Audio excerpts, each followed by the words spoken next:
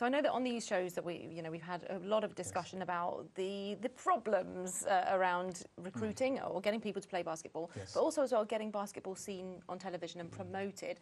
Alan, I know that you said you felt quite positively about basketball and its promotion at the moment.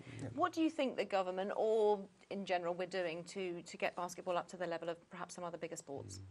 I think I'm more positive in the direction it's going than actually where it is at this present moment, because like everybody else will tell you in our circle that there's massive room for growth, which there is. But I believe if you go to any country that's a basketball country like Spain or Serbia or America, they will tell you that there's still room for growth. Right. So it's really a measure of where we are now in comparison to where we could be based on the provisions we have. But to answer your question and to go in the direction you're asking me, I think the governing body has made a big change over the past few years. I've been in the country about 10 years, and I've seen a shift, and I've seen an improvement in coaching, in players' performance, and in the provisions that have been made for the players. I've seen an improvement over that 10-year period, and I feel at the moment we're moving in the right direction, but we are still striving to be better.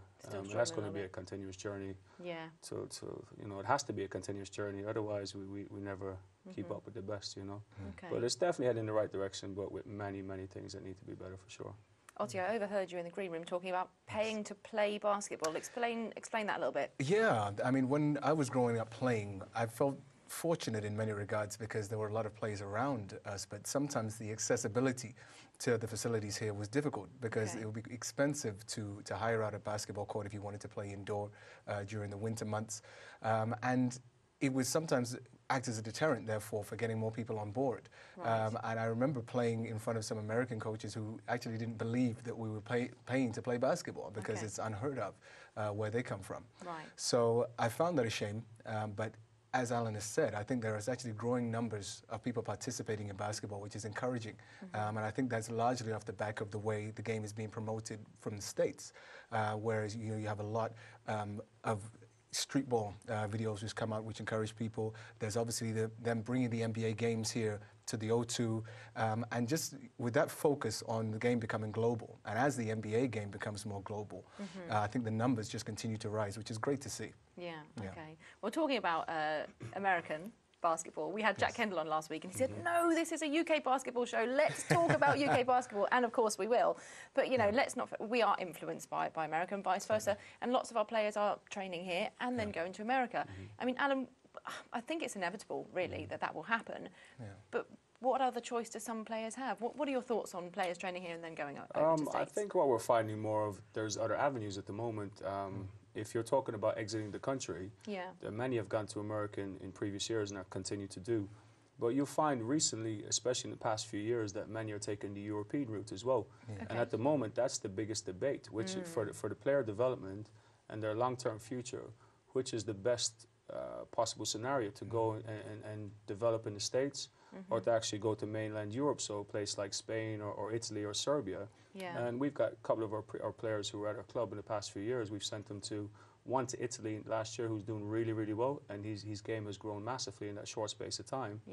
And we sent another one to, I think it was Slovenia, and he's gone on to be a professional now in Germany and is really making a career out of it. So I think America is not the only avenue.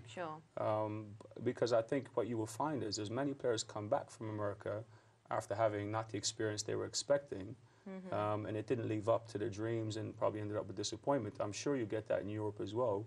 But the message I'm trying to deliver is there's more than one avenue than the States. And on the flip side, I'd also like to highlight that there's programs in this country that are really have the provisions to develop the player. And we're finding that time and time again, and programs like Bark and Abbey are second to none in this country in terms of how they develop players with the provisions they have, with the coaches they have. They have an American coach over there who's doing a fantastic job, and people like Lloyd Gardner, who are born and bred in this country and come up through the ranks, are doing amazing jobs with players. And then if you go somewhere like Bristol, you have a fantastic program being run by Andreas Kapoulas and Guy Coles. And again, if we just move further afield up the country, you got Leicester. They have an amazing program, and I think one of your guests tonight from Newcastle, they have a great program. So Manchester, I mean, I can't probably mention these clubs without mentioning Manchester Magic and what Joe Fober's done up there. I mean, there is fantastic opportunities in this country, and I think players are beginning to see that more and more. So what you'll have is some of our national team players will head off to the States, some will head to Europe, but others will stay in this country and go to some of these programs and really develop as players and potentially outdo these players that go to the States or end up on the same playing field. But there is good provisions in the country, and I would like to highlight that because I think people are very quick to put it down. Yes. But I think until you go to these facilities and you see the provisions they have, I don't think you can really make a calculated judgment on the provisions that we have in the UK. But do you think that UK basketball as a whole is more of a kind of a nursery, a training ground for players, and then they get sent somewhere else? Or could there be a full reason for them to stay here? I think that's a great question, and I think the answer is once you get past that stage of university and you want to make a career out of it, not to talk down the BBL in any way, because I feel that's moving in the right direction now with TV coverage and stuff.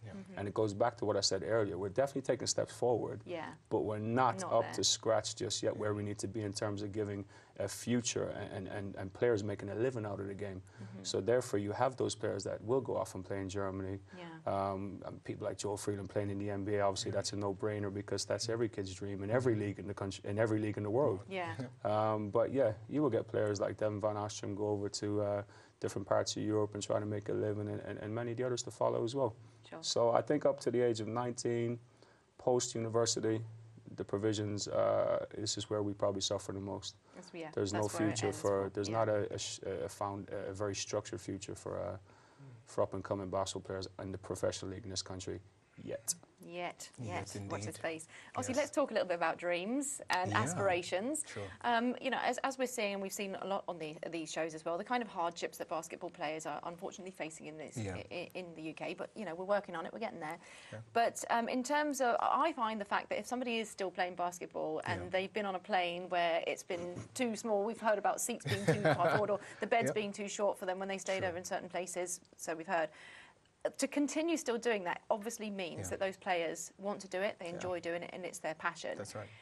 Is this the same kind of passion that you have for your singing? It certainly is. It certainly is. And it was easy for me to kind of take that ethos from what I did with basketball. And it's the same thing, you're just now applying it to music. But really, in terms of the principles, it's the same from basketball. You know, I've been through it with basketball, and I see what current basketball players are doing. And I take my hats off to anybody who is going out there and really just trying to pursue what that passion is, what is on their heart.